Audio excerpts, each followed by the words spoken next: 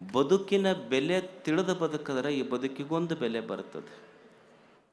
ಈಗ ನಮ್ಮಲ್ಲಿ ಆಕಳ ಕೊಟ್ಟಿಗೆಯೊಳಗೆ ಆಕಳ ಕೆಚ್ಚಲಕ್ಕೆ ಉಣ್ಣೆ ಹತ್ತಿರ್ತಿದ್ದು ನೋಡ್ರಿ. ನಮಗೆಲ್ಲ ಒಕ್ಕಲ್ತನ ಮಾಡೋರಿಗೆ ಅನುಭವ ಇರ್ತದೆ. ಆಕಳ ಕೆಚ್ಚಲಿಗೆ ಉಣ್ಣೆ ಹತ್ತಿದ್ರೆ ಉಣ್ಣೆ ಕೆಚ್ಚಲದೊಳಗಿನ ರಕ್ತ ಹೀರುತ್ತೆ ಹೊರತು ಹಾಲು ಕುಡಿಬೇಕು, ಇದರೊಳಗೆ ಹಾಲು ಐತೆ ಅನ್ನೋದು ಬೆಲೆನೇ ಗೊತ್ತಿರಲಿಲ್ಲ ಅದಕ್ಕೆ.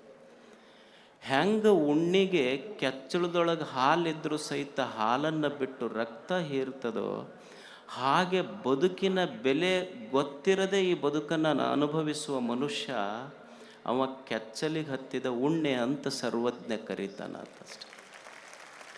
ಬದುಕಿನ ಬೆಲೆ ಗೊತ್ತಿರಬೇಕಲ್ಲ, ಇದು ಎಷ್ಟು ದೊಡ್ಡದ ಜೀವನ. ದೇವರು ನಮಗೆಲ್ಲ ಒಂದು ಸುಂದರವಾದ ಜೀವನವನ್ನು ಕೊಟ್ಟಿದ್ದಾನೆ. ಏನು ಮಾಡುವುದು ಜೀವನದಲ್ಲಿ? ಈ ಬದುಕಿನ ಉದ್ದೇಶವಾದರೂ ಏನು ಮಾಡಬಹುದು ಮನುಷ್ಯ? ಏನು ಈ ಜಗತ್ತಿಗೆ ಬಂದು ಹಿಮಾಲಯಗಳನ್ನು ನಿರ್ಮಿಸಬಲ್ಲನೆ, ಗಂಗೆ ತುಂಗೆ ಕಾವೇರಿಗಳನ್ನು ನಿರ್ಮಿಸಬಲ್ಲನೆ, ಭೂಮಿಯನ್ನು ನಿರ್ಮಿಸಬಲ್ಲನೆ, ಸೂರ್ಯ ಚಂದ್ರರನ್ನು ನಿರ್ಮಿಸಬಲ್ಲನೆ. ಮನುಷ್ಯ ಏನು ಮಾಡಬಲ್ಲ?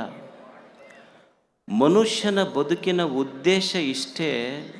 ಇಲ್ಲಿ ಬಂದು ಅವ ಏನು ಸಾಗರಗಳನ್ನು ನಿರ್ಮಾಣ ಮಾಡಬೇಕಾಗಿಲ್ಲ, ನದಿಗಳನ್ನು ನಿರ್ಮಾಣ ಮಾಡಬೇಕಾಗಿಲ್ಲ, ಸಹ್ಯಾದ್ರಿ ಪರ್ವತವನ್ನು ನಿರ್ಮಾಣ ಮಾಡಬೇಕಾಗಿಲ್ಲ, ಭೂಮಿಯನ್ನು ನಿರ್ಮಾಣ ಮಾಡಬೇಕಾಗಿಲ್ಲ.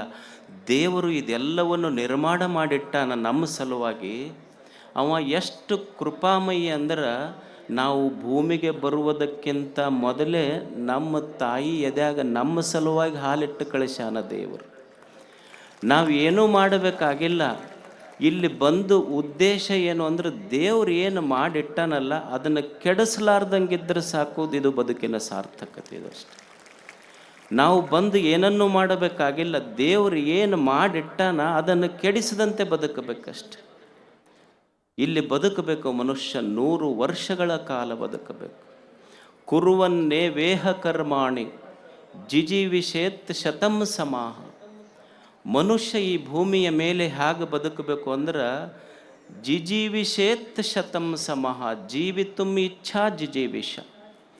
ಬದುಕಬೇಕನ್ನುವ ಇಚ್ಛೆಯಿಂದ ಬದುಕಬೇಕು ಅಂತ, ಸಂತೋಷದಿಂದ ಬದುಕಬೇಕು, ಉತ್ಸಾಹದಿಂದ ಬದುಕಬೇಕು.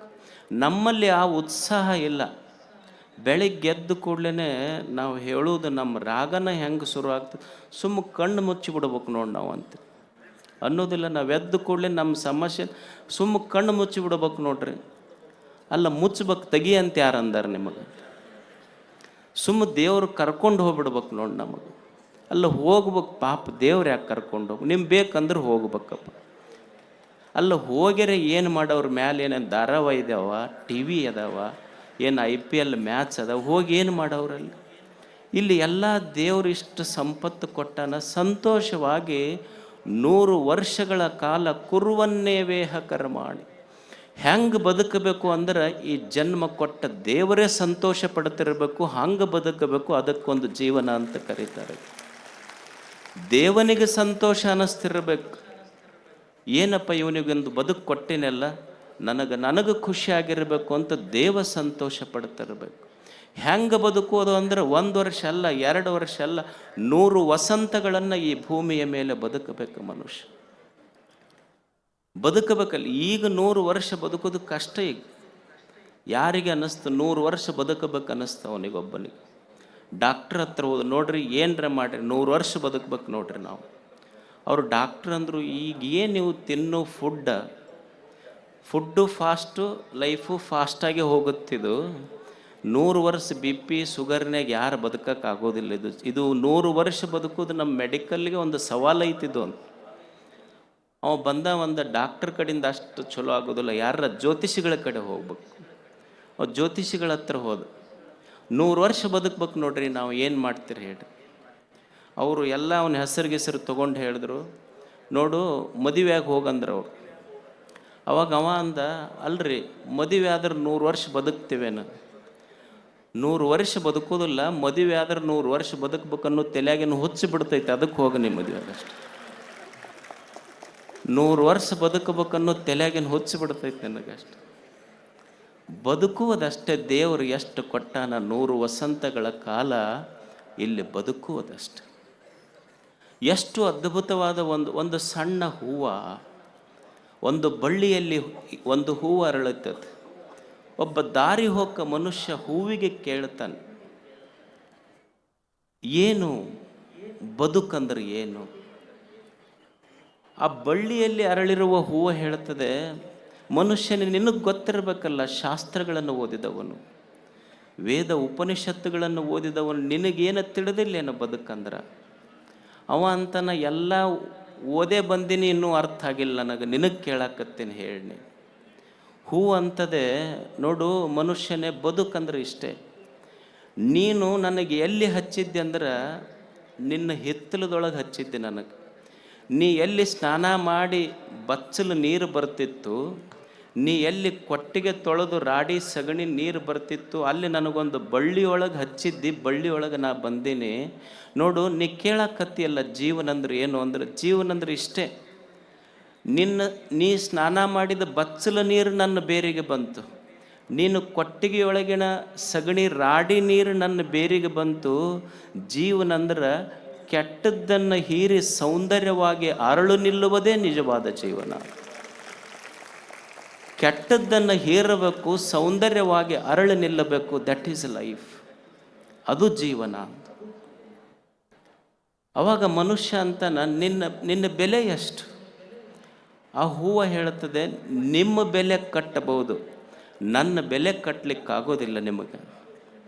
ನನ್ನ ಬೆಲೆ ಗೊತ್ತಾಗಬೇಕಾಗಿದ್ರೆ ದೇವರಿಗೆ ಕೇಳು. ಯಾಕಂದ್ರೆ ಬೆಳಕು ಹರಿದ ಕೂಡಲೇ ನನಗವ ತನ್ನ ತಲೆ ಮೇಲೆ ಕೂಡಿಸ್ಕೊಂತಾನ, ಅವನಿಗೆ ಕೇಳು ನನ್ನ ಬೆಲೆ ಏನಂತ, ನನಗೇನು ಗೊತ್ತಾಗ್ತದೆ?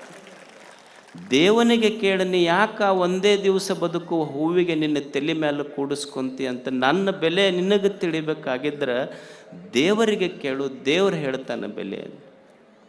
ಬದುಕೇ ಒಂದು ಆರಾಧನೆ. ಇದು ಬದುಕು ಒಂದು ದಿವ್ಯೋತ್ಸವವಾಗಬೇಕು, ಬದುಕು ಒಂದು ಆರಾಧನೆಯಾಗಬೇಕು. ಬದುಕೇ ಒಂದು ಆರಾಧನೆ. ಅಕ್ಕ ಇದನ್ನು ಸುಂದರವಾಗಿ ಹೇಳ್ತಾಳೆ, ಸಜ್ಜನಳಾಗಿ ಮಜ್ಜನಕ್ಕೆ ಶಾಂತಳಾಗಿ ಪೂಜೆಯ ಮಾಡು, ಸಮರತಿಯಿಂದ ಹಾಡುವೆ ಚನ್ನ ಮಲ್ಲಿಕಾರ್ಜುನ ದೇವ, ನಿಮ್ಮ ನಗಲದ ಪೂಜೆ ಅನುವಾಯಿತೆನಗೆ. ಪೂಜೆ ಅಂದ್ರೆ ಏನು? ನಾವೇನು ತಿಳಿದೀವಿ? ಬಡ ಬಡ ಹೋಗಿ ಒಂದು ಕೊಡ ನೀರು ಹಾಕಿದ್ವಿ, ಒಂದಿಷ್ಟು ಹೂವು ಪತ್ರಿ ಭಸ್ಮ ಒಂದಿಷ್ಟು ಆರತಿ ಮಾಡಿ ಮುಗಿಸಿದ್ರೆ ಪೂಜಾ ಅಂತ ನಾವು ತಿಳ್ಕೊಂಡ್ವಿ. ಅಕ್ಕನ ಪೂಜೆ ಅದು ಜೀವನ ಪೂಜೆ. ಜೀವ ಪೂಜೆಯೇ ದೇವ ಪೂಜೆ, ಜೀವಧರ್ಮವೇ ದೇವಧರ್ಮ. ಯಾಕಂದರೆ ದೇವ ಮತ್ತು ಜೀವ ಅದ್ಭುತವಾದಂಥದ್ದು. God is invisible life, life is visible God. ಇದು ಜೀವವೇ ದೇವ ಜೀವನ. ಇದು ಅಕ್ಕನ ಅನುಭವದ ಮಾತು ಎಷ್ಟು ದೊಡ್ಡದು ಅಂದರೆ, ಮನುಷ್ಯನೇ ಈ ಬದುಕೇ ಒಂದು ಪೂಜೆಯಾಗಬೇಕು. ಪೂಜೆ ಮತ್ತು ಬದುಕು ಬೇರೆ ಅಲ್ಲ, ಜೀವನವೇ ಒಂದು ಪೂಜೆಯಾಗಬೇಕು. ಜೀವನವೇ ಒಂದು ಪೂಜೆಯಾಗಬೇಕು. ಸಜ್ಜನಿಕೆಯ ಮಜ್ಜನ, ಶಾಂತಿಯ ಪೂಜೆ, ಸಮರತಿಯ ಮಂತ್ರ. ಅಕ್ಕಿ 3 ಮಾತು ಹೇಳ್ತಾಳೆ. ಈ ಬದುಕು ಪೂಜೆ ಆಗಬೇಕಂದ್ರೆ, ಮಜ್ಜನ ಅಂದ್ರೆ ನೀರು ಹಾಕಿ ಮಾಡುವುದು ಮಜ್ಜನ ಅಲ್ಲ, ಸಜ್ಜನಿಕೆಯ ಮಜ್ಜನ. ಮನ್ಯಾಗ ಸಮಾಧಾನ ಇರುವುದ ಪೂಜೆ, ಎದ್ಯಾಗ ಒಂದಿಷ್ಟು ಸ್ವಚ್ಛ ಪ್ರೇಮ ಇರುವುದೇ ಮಂತ್ರ. ಜೀವನ ಒಂದು ಆರಾಧನೆ ಆಗಬೇಕಾದ್ರೆ 3 ಮಾತು ಹೇಳ್ತಾಳೆ ಅಕ್ಕ. ಬದುಕೇ ಒಂದು ಪೂಜೆ ಆಗಬೇಕಾದ್ರೆ ಒಂದಿಷ್ಟು ಸದಾಚಾರ ಸಜ್ಜನಿಕೆ ಇರಬೇಕು, ಒಂದಿಷ್ಟು ಸಮಾಧಾನ ಇರಬೇಕು, ಒಂದಿಷ್ಟು ಎದ್ಯಾಗ ಸಹಜ ಪ್ರೇಮ ಇರಬೇಕು. ಇವು 3 ಇದ್ದರೆ ಆ ಬದುಕೇ ಒಂದು ಆರಾಧನೆ. ಒಂದಿಷ್ಟು ಸಜ್ಜನಿಕೆ ಇರಬೇಕು. ಏನು ಸಜ್ಜನಿಕೆ ಅಂದರೆ ಏನು? ಸಜ್ಜನಿಕೆ ಅಂದ್ರೆ ಬಸವಣ್ಣವರು ಹೇಳಿದರು, ಇದು ಕೂಡಲ ಸಂಗಮ ದೇವನೊಲಿಸುವ ಪರಿ. ಇದು ಕೂಡಲ ಸಂಗಮ ದೇವನೊಲಿಸುವ ಪರಿ. ಯಾವುದು ಮಾಡಿದ್ರೆ ಕೂಡಲ ಸಂಗನ ಕರುಣೆ ಆಗ್ತೈತೆ. ಅವ್ರು ಏನು ಮಾಡಂದ್ರು? ಯಜ್ಞ ಮಾಡಂದ್ರು, ಹೋಮ ಮಾಡಂದ್ರು, ಹವನ ಮಾಡಂದ್ರು. ಯಾವುದರಿಂದ ಕೂಡಲ ಸಂಗನ ಕರುಣೆಯಾಗ್ತದೆ, ಯಾವುದು ಕೂಡಲ ಸಂಗಮ ದೇವನು ಒಲಿಸುವ ಪರಿ ಅಂದ್ರೆ ಜೀವನದಲ್ಲಿ ಏನು ತಪ್ಪು ಮಾಡಾಕತ್ತಿ ಎಲ್ಲ ತಪ್ಪು ಬಿಡು, ಅದು ದೇವನ ಪೂಜೆ ಅಷ್ಟೆ. ತಪ್ಪು ಮಾಡೋದು ಬಿಡುವುದು ಒಪ್ಪನ್ನು ಮಾಡುವುದಷ್ಟೆ. ನಮ್ಮ ತಪ್ಪು ಬಿಡಬೇಕು, ಇನ್ನೊಬ್ಬರು ತಪ್ಪೆಣಿಸೋದು ಬಿಡಬೇಕು. ಇವೆರಡೂ ಬಿಟ್ಟು ಅಂದ್ರೆ ಅವ ನಿಜವಾದ ಸಜ್ಜನ, ಅವ ಸಜ್ಜನ ಅಂತ. ನಾನು ತಪ್ಪು ಮಾಡೋದು ಬಿಡೋದು, ಇನ್ನೊಬ್ಬರಿಗೆ ತಪ್ಪನ್ನು ಎಣಿಸೋದು ಬಿಡೋದು. ಯಾಕಂದ್ರೆ ಸಮಾಜ ಹೇಗಿದೆ ಅಂದ್ರೆ, ಒಬ್ಬ ಗಣಿತ ಪ್ರೊಫೆಸರ್ ಇದ್ದರು. ಯಾಕೆ ಮನುಷ್ಯನ ಜೀವನದಲ್ಲಿ ತಪ್ಪುಗಳನ್ನು ಕಡಿಮೆ ಮಾಡಬೇಕು, ಮಾಡೋದು ಬಿಡಬೇಕು ಅಂದ್ರೆ ಒಬ್ಬ ಗಣಿತದ ಪ್ರೊಫೆಸರ್ ಇದ್ದರು. ಆ ಗಣಿತದ ಪ್ರೊಫೆಸರು ಬರೇ ಗಣಿತ ಕಲಿಸ್ಲಿಲ್ಲ, ಗಣಿತ ಕಲಿಸ್ತಿದ್ದಿಲ್ಲ, ಮಕ್ಕಳಿಗೆ ಗಣಿತದ ಜೊತೆ ಜೀವನ ಪಾಠ ಹೇಳ್ತಿದ್ರು. ಅವರು ಕೊನೆಗೆ ಅವ್ರದ್ದು ಸೆಂಡ್ ಆಫ್, ಇನ್ನೇನು ಫೈನಲ್ ಇಯರ್ ಸ್ಟೂಡೆಂಟ್ಸ್ ಇದ್ರು, ಹೋಗ್ತಿದ್ರು ಅವರು ಕೊನೆಗೆ ಮಾಸ್ತರ್ ಸರು ಅವರಿಗೆ ಪಾಠ ಹೇಳ್ತಿದ್ರು. ಗಣಿತ ಒಂದು ಸಂಖ್ಯೆ ಹೇಳಿದರು, 10 1 10, 10 2 20 ಅಂತ ಹಿಂಗೆ ಬರ್ಕೊಂತ ಹೋದರು. ಕೊನೆಗೆ 10 1 10, 10 2 20, 10 3 30 ಬರೆದು ಕೊನೆಗೆ 10 10 101 ಅಂತ ಬರೆದ್ರವ್ರು. ಹುಡುಗರೆಲ್ಲ ನಗಾಕತ್ರು. ಸರ್ ಕೇಳಿದ್ರೆ ಯಾಕೆ ನಗಾಕತ್ರಲ್ಲೋ ಅಂತ. ಏನ್ರಿ ನೀವು ಎಷ್ಟು ದೊಡ್ಡ ಪ್ರೊಫೆಸರ್ ಅಂತ ತಿಳ್ಕೊಂಡಿದ್ದೀವಿ, ನಿಮಗೆ ಎಷ್ಟು ಗೊತ್ತಾಗಲಿಲ್ಲ, 10 10 100 ಅಂತ ಗೊತ್ತಾಗಲಿಲ್ಲ, 10 10 101 ಬರೆದಿರಲ್ಲ, ನಗಲಾರ್ದ ಏನು ಮಾಡಬೇಕು ಅಂತ. ಆವಾಗ ಪ್ರಾಧ್ಯಾಪಕರು ಹೇಳಿದರು, ನಿಮಗೆ ಗಣಿತ ಕಲಿಸಕತ್ತಿಲ್ಲ, ನಾನು ಜೀವನ ಕಲಿಸಕತ್ತೀನಿ ನೋಡ್ರಿ. ನೀವು 10 10 100 ಸರಿಗೆ ಬರ್ದೇನೆ, 100 ಸರಿಗೆ ಬರೆದಿದ್ದು ನಿಮಗೆ ಕಣ್ಣಾಗ ಕಾಣಲಿಲ್ಲ,